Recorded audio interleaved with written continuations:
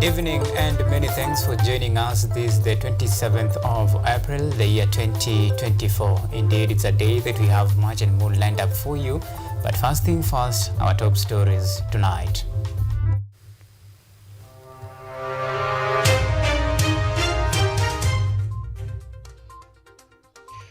Tonight, put it on hold. Thika Town Member of Parliament wants Ministry of Education to postpone school reopening due to ongoing floods. The killer floods. 3 more bodies retrieved from Kwamwiswi River after floods swept away a lorry ferrying locals on Friday.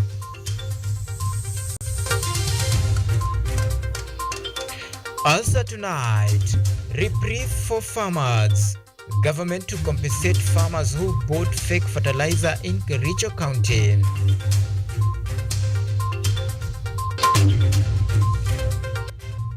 Plus, cracking the whip.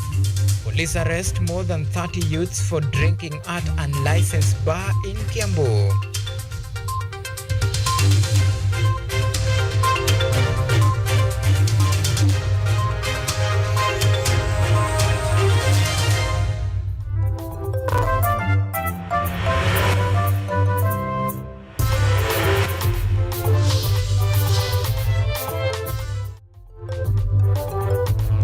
This is Weekend Live with Auma.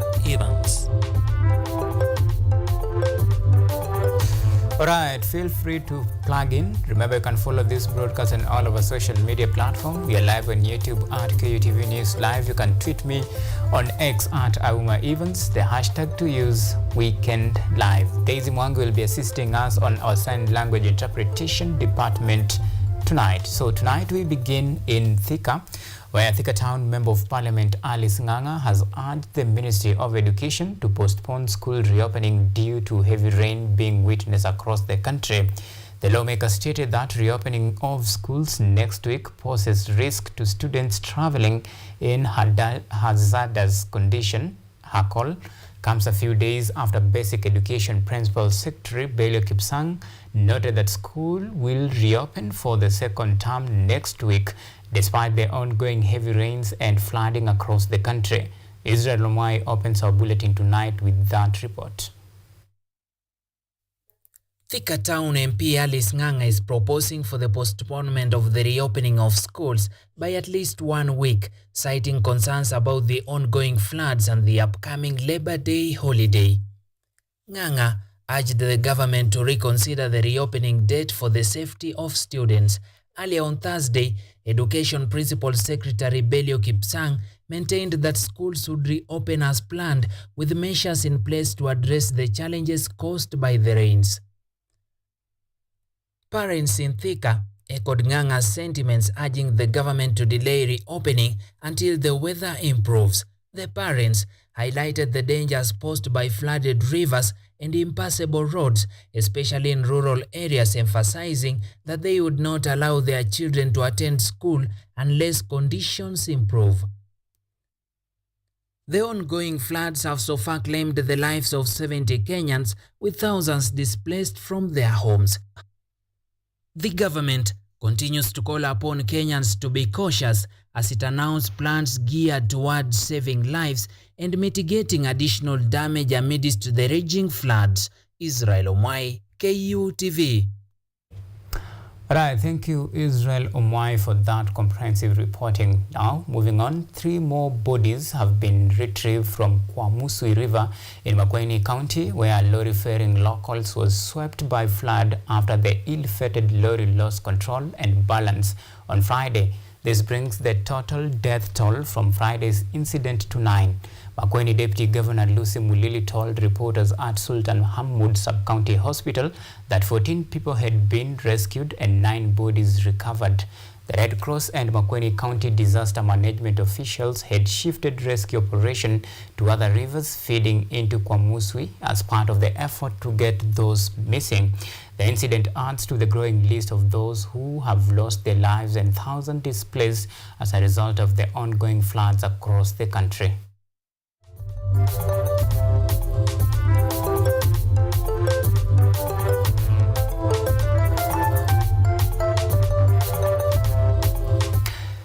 Deputy President Rigathi Gachagua has assured Kenyans that the Kenya Kwanza government will continue collaborating with all elected leaders to serve the nation and rejuvenate Nairobi's statue. Gachagua promised that their regime will give more attention to the development program in the county and roll out deliberate programs to empower women for the good of the nation. And as Yvonne Kemuma now reports in the following report.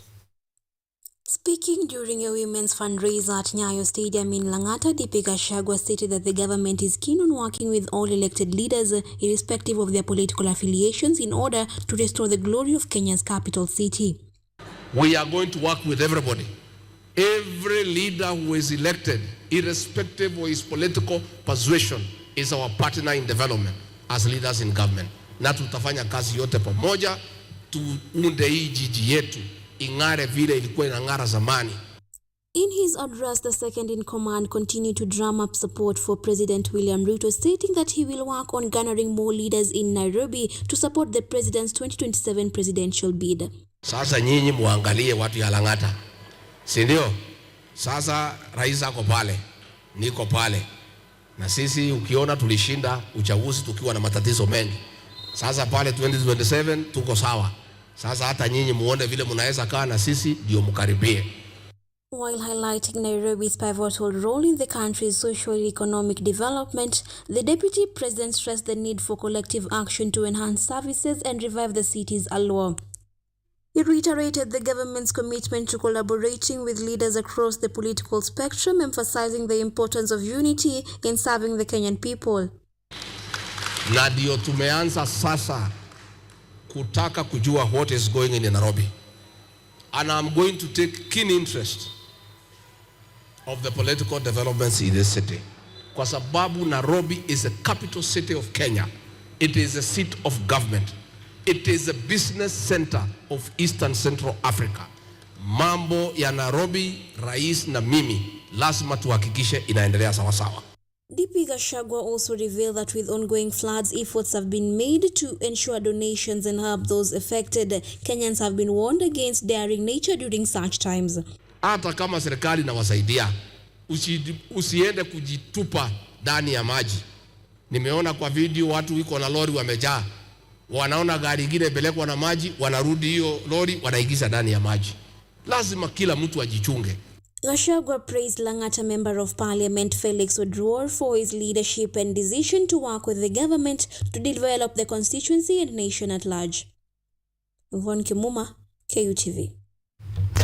All right, some cautious there from Deputy President Rigathi Gachagua. Now, over 500 farmers in Kericho County are now set to be compensated with the top-dressing fertilizer that will help address nutrients deficiency in their farms. And as Theo Masharia details in the following report, the move comes after the National Assembly Committee on Agriculture kick-started a compensation process in conjunction with a countrywide investigation on the alleged fake fertilizer being distributed to innocent farmers. Vice Chairman of the National Assembly Committee on Agriculture, Brighton Yegon, has said that out of the 1,800 bags of fertilizer held at the Kericho depot, 537 farmers who bought the substandard fertilizer will be compensated with top-dressing fertilizer. Yegon was speaking following an inquiry and public hearing from affected farmers during their ongoing probe regarding the distribution of standard fertilizers by unscrupulous suppliers through NCPB. The Member of Parliament, however, noted that only a few of the affected farmers had come forward to receive their compensation and therefore called on the Ministry of Agriculture to implement efficient communication that will help in tracing the affected farmers. One farmer narrates that the fake fertilizer had a foul smell and was a combination of small concrete stones mixed with animal manure. NCPB Kericho withdrew from its depot the Kel Green fertilizer and the GPC Original Plus organic fertilizer manufactured by Silica Booster Limited. While calling on the committee to facilitate the availability of certified seeds through the NCPB depots, the farmers also appealed for the development of policies favorable to the modern farmer to encourage the uptake of farming as a serious commercial venture for young people, and urged the government to consider distributing the subsidized fertilizer all year round. And as this unfolds, a section of Kakamega members of parliament have visited the county's NCPB depot on a fact-finding mission to see for themselves the supplied fertilizer, and took samples which will undergo testing at the Kenya Bureau of Standards and in other private laboratories for concurrence. The legislators stated that Parliament will come up with drastic measures and recommend severe actions to be taken against individuals subjecting the country into economic sabotage. Theo Masharia for KUTV Weekend Live. Now, more than 30 youths have been arrested by the Kiambaa Sub-County Security Committee for drinking at an unlicensed bar in Kihara Town, Kiambu, that is in Kiambu County. Kiambu Deputy Commissioner Geoffrey Taragon confirmed the incident, saying that the premise Paradiso Bar has failed to comply with the government inspection and is suspected to be one of the bars selling substandard liquor that is unfit for human consumption. The residents applauded the crackdown on illicit brew, expressing concerns over the loss of lives of young Kenyans. And Community Policing Chairman Douglas Kang'ethe noted progress in the compliance with the opening hours, but highlighted Paradiso Bar persistent violation.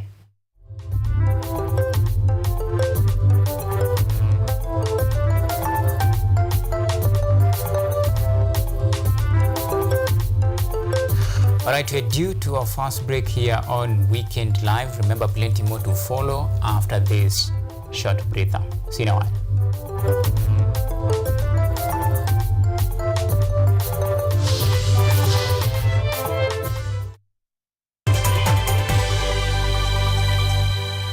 Are you an aspiring media practitioner, a graduate, or you just want to advance your skills in television production? Then welcome to Kenyatta University, where education meets innovation. KUTV, the premier university television station in Kenya, is now offering short courses in TV studio, field technical operations, and video editing. Through these courses, you will acquire hands-on skills on camera operations, media production, lighting techniques, audio-visual editing, and sound and visual control, and how to operate key equipment in modern TV control room. Enroll today at KUTV and discover your full potential in cutting-edge TV broadcasting. Graduates of these courses will receive professional certificates. For more information, visit our offices at KUTV Studios or call us on 020-870-4252 or 020-870-4255 or SMS us on 0739-110-544. KUTV, a new experience.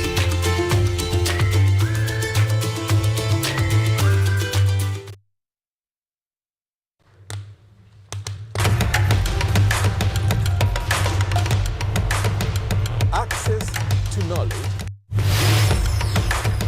solution to unanswered questions.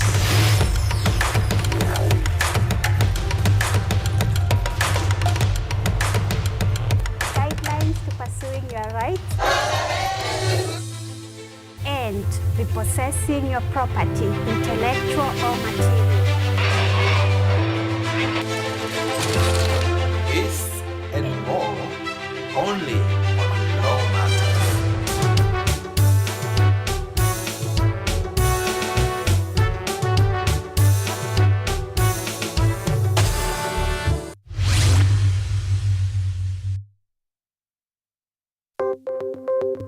Maelfu na maelfu ya wahamiaji wakiwa na watoto kutoka nchi za Amerika ya Kati wanaendelea kuwasili kwenye mpaka kati ya Marekani na Mexico. But folks, I'm going. Thank you very, very much. I appreciate it. Thank you. Ni habari kutoka pembe zote duniani. Pepo pasi vuguvugu. Pepo pa ni idea. Sazidi ananyonya, hanyonyi vizuri, anakuwa hayuko comfortable. Jeshi la Jamhuri ya Kidemokrasia ya Kongo linapambana na waasi wa ADF. Kwa sasa wanatoa wito kwa mashirika, makampuni na vile vituo vya uchukuzi. Mambo mengi yatakwenda kama yalivyopangwa. Hapa ni kuna mmoja wa viongozi wa chama cha wavuvi katika eneo hili. Zaidi tunajaribu kuwapa chanjo ili ina boost ama inanyanyua kinga ya mwili, hiyo inaenda kupelekea kupambana na virusi. Ni Duniani Leo, Jumatatu mpaka Ijumaa, moja kwa moja kutoka VOA Swahili, Washington DC.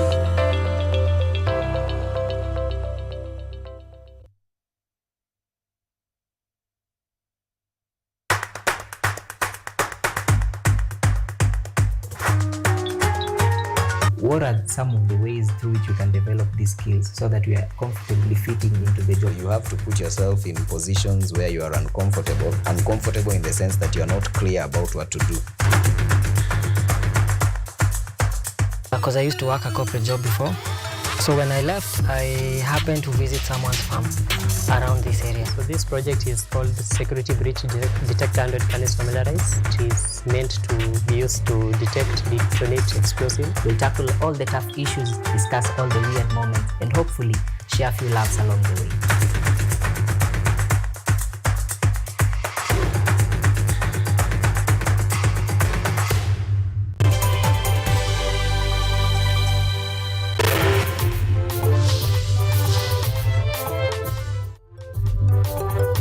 You are watching Weekend Live with Auma Evans. Welcome back, and we're glad you chose to stay with us. Now, the county government of Kiambu has been urged to invest in proper and reliable drainage system to mitigate flooding experienced in several parts of the county. Mount Kenya University Vice Chancellor Professor Degracius Jakanye made this call during a tree planting drive of 1,500 trees. Additionally, he encouraged Kenyans to continue with the noble cause of reducing flooding, adverse effect, and combat climate change. Professor Jakanye also challenged the global north, led by the US and China, to reduce carbon emission for environmental preservation. Flooding umevyoiona hii flooding sio ya kawaida. Flooding sio ya kawaida. Na ingependekana kwamba county government zichukue hilo jukumu. Wachukue ile jukumu ya kuhakikisha kwamba ile mitaro ya kupeleka maji mahali pa rivers zimewekwa tayari. Sio saa hizi mvua inanyesha ndio waanze kuchimba mitaro. Kwa hiyo sasa sisi tunataka kupanda miti ili tuweze kurudisha dunia yetu iwe mzuri.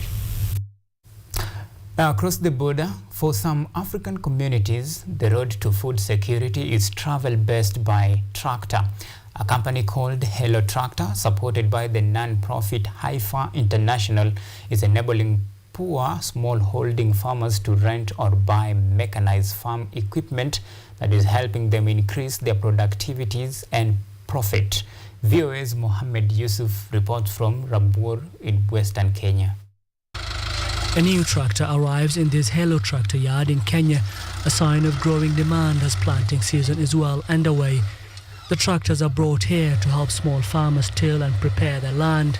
Hello Tractor says it has served more than 100,000 farmers in Kenya during the first 3 months of this year. Geoffrey Kongo, a rice farmer, is one of a few farmers today who have rented a tractor for $150 to cultivate his 5-hectare piece of land. Using a tractor and other mechanized farm equipment, Kongo says he is able to produce 200 bags of rice compared to just 2 when he was using a hoe for cultivation. The tractor has helped a lot. I am able to get enough food that I can even sell. It has also brought good relationships in our community because a tractor cultivates land for many people in a very short time. We are also food secure here. Food security tuko nayo ya kutosha. Haifa International says access to tractors in Kenya, Nigeria and Uganda has boosted the income of small-holding farmers by more than 200% and increased their maize yields by 88%. The US-based non-profit has collaborated with Hello Tractor since 2021, when it invested $4.5 million to develop mechanization infrastructure in Africa. Under the program, small farmers are able to purchase tractors on a pay-as-you-go model. The two organizations say mechanization has helped farmers cultivate more land and create more opportunities for the community. An acre of land, one person using the traditional methods of farming, it will take them about 3 to 4 days of farming, of land preparation within their farm, right? But if you're looking at mechanization services, say we're looking at reaping, it takes the tractor owner about 2 to 3 hours, and they're able to prepare the land for cultivation, and that saves a huge amount of time. So we're looking at reduced cost from 3 days to 3 hours. We also looked at other impact that came with this kind of arrangement. We had youth in the community, youth and women that got opportunities to earn their livelihood. We had youth who are working as booking agents. They are able to connect farmers with the tractors through Hello Tractor app, and they are able to book and aggregate this land. While some African farmers have adopted mechanization and recognized its advantages, many still rely on traditional methods like manual plowing and harvesting. This limits their ability to cultivate large areas and leaves them impoverished. Hello Tractor, which also provides tractors to farmers in Nigeria and Uganda, says it hopes its services will put them on a road to greater prosperity. Mohammed Yusuf, VOA News, Rabur, Western Kenya. Alright, US President Joe Biden is making reproductive rights a centerpiece of his reflection campaign, blaming his opponent Donald Trump for opening the way to stricter state abortion laws. In this presidential campaign, Trump is pursuing a more moderate position on abortion than some of his Republican Party prefer. For more, VOA's Scott Stearns filed this report. Joe Biden campaigned on reproductive rights in Florida, where a state ban on abortion beyond 6 weeks becomes law next week. It's criminalizing reproductive health care before women even know whether they're pregnant. I mean, this is bizarre. The Florida abortion law will be one of the nation's most restrictive and is a victory for the state's conservative Republican leaders, says University of Miami law professor Caroline Mala Corbin. For those of people whose religion teaches that life begins at conception and therefore pregnancy is the moral equivalent of a human being, this decision is obviously triumph. It's also a political challenge for Donald Trump, who says the Florida law goes too far, but who also wants to remind anti-abortion voters that he ended federal abortion protections with Supreme Court appointments that shifted the judicial majority on the court and overturned Roe v. Wade. The Biden campaign sees that as a political opportunity. For 50 years, the court ruled that there was a fundamental constitutional right to privacy. But 2 years ago, that was taken away. Let's be real clear. There's one person responsible for this nightmare, and he's acknowledged and he brags about it, Donald Trump. Trump does brag about it and did so again in a video on his social media site this month. This 50-year battle over Roe v. Wade took it out of the federal hands and brought it into the hearts, minds, and vote of the people in each state. It was really something. Now it's up to the states to do the right thing. The challenge is when states do things with which Trump does not agree, like Florida, and like Arizona, where the state Supreme Court upheld an 1800s ban on nearly all abortions. Voters in Arizona and Florida will both have abortion rights measures on their November ballots. Similar initiatives in Kansas and Ohio over the last 2 years have been losing propositions for Republicans. And Trump is reminding supporters about the electoral vulnerability of abortion. Like Ronald Reagan, I am strongly in favor of exceptions for rape, incest, and life of the mother. You must follow your heart on this issue, but remember, you must also win elections to restore our culture and, in fact, to save our country, which is currently and very sadly a nation in decline. It's a vulnerability Biden is pressing. Donald Trump is worried voters are going to hold him accountable for the cruelty and chaos he created. Folks, the bad news for Trump is we are going to hold him accountable. We are. He should be held accountable. As part of its push on reproductive rights, the Biden administration this week strengthened medical records privacy for people traveling across state lines. It's aimed at protecting women who live in states where abortion is illegal from being prosecuted in that state for having an abortion elsewhere. Scott Stearns, VOA News.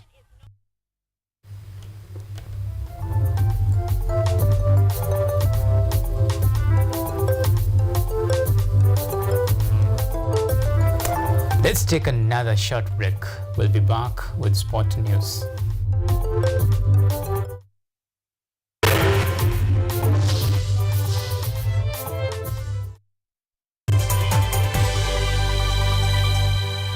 Are you an aspiring media practitioner, a graduate, or you just want to advance your skills in television production? Then welcome to Kenyatta University, where education meets innovation. KUTV, the premier university television station in Kenya, is now offering short courses in TV studio, field technical operations, and video editing. Through these courses, you will acquire hands-on skills on camera operations, media production, lighting techniques, audiovisual editing, and sound and visual control, and how to operate key equipment in modern TV control room. Enroll today at KUTV and discover your full potential in cutting-edge TV broadcasting. Graduates of these courses will receive professional certificates. For more information, visit our offices at KUTV Studios or call us on 020-870-4252 or 020-870-4255 or SMS us on 0739-110-544. KUTV, a new experience.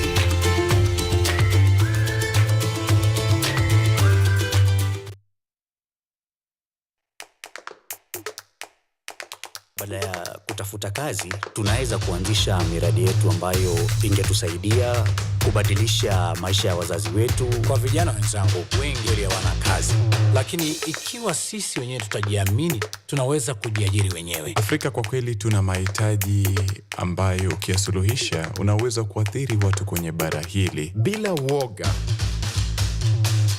watu huwa na uzalishaji zaidi, wanajawa na ujasiri, wanakuwa wabunifu na wanakuwa wenye maarifa. Niliamua kuacha kazi. Hata kama sitafanikiwa, nitakuwa nimejaribu, nitakuwa najua haiwezekani. Hakuna kitu cha ajabu hapa. Kila anayepata ufanisi hufanya kazi usiku na mchana. Kitu kitakusukuma na kuwezesha kupata maarifa ambayo hukuwa nayo. Tunajaribu kutengeneza kitu kitakachopita mipaka ya nchi hii. Ikiwa unataka kubadilisha ulimwengu, anza na nyumbani.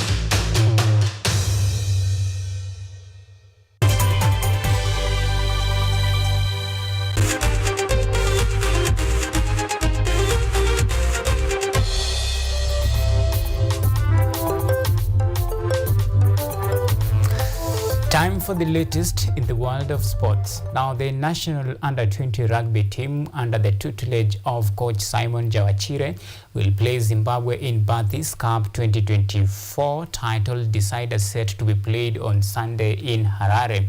The homeboys will be keen to continue with their impressive run and end Zimbabwe Junior Sables' reign as champions.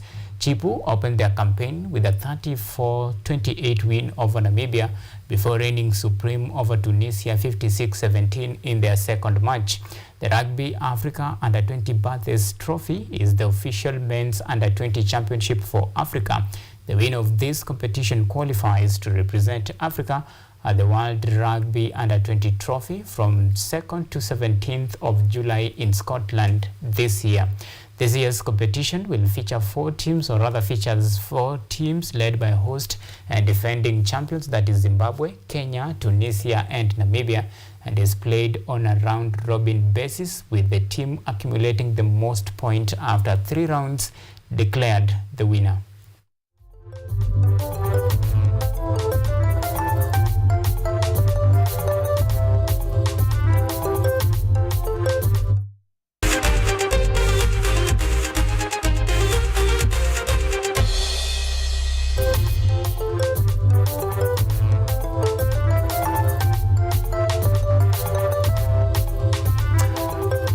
Now, before we call it a day, remember we have been having a couple of English Premier League matches. United against Burnley. That match ended in draw. That is 1-1 between the two teams, Manchester United and Burnley. And of course, remember, Newcastle United beat their opponent 5-1. And the big match that many people probably you are waiting is the clash between Chelsea and Aston Villa. And that is all that we had for you this particular evening. Many thanks for you, our esteemed viewers, and of course for the men and women behind the scene who made this production a success. Many thanks to you. My name is Auma Evans. Daisy Mwangi has been our sign language interpreter tonight. Until next time, do have a lovely night and God bless Kenya.